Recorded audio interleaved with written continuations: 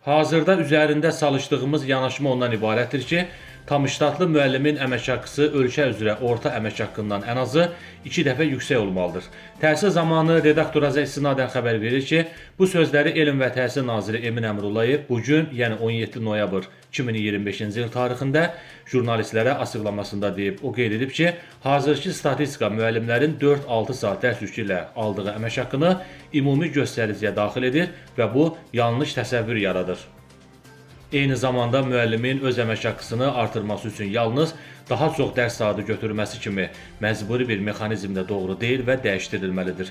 Nazir bildirib ki, bu məsələlərlə bağlı Elm və Təhsil Nazirliyinin rəsmi açıqlamalarını gözləmək lazımdır. Bu sabah baş verəcək proses deyil. Biz konsepti ictimaiyyətə məhz ona görə təqdim etmişik ki, geniş və konstruktiv fikir mübadiləsi aparılsın. Məlumat üçün qeyd edək ki, hal-hazırda Azərbaycanda 2025-ci il üçün orta aylıq əmək haqqı 1087 manat 70 qəpik təşkil edir. Müəllimlərin maaşının orta aylıq əmək haqqıdan 2 dəfə çox olmasını nəzərə alsaq, bu da 2174 manat maaş edir.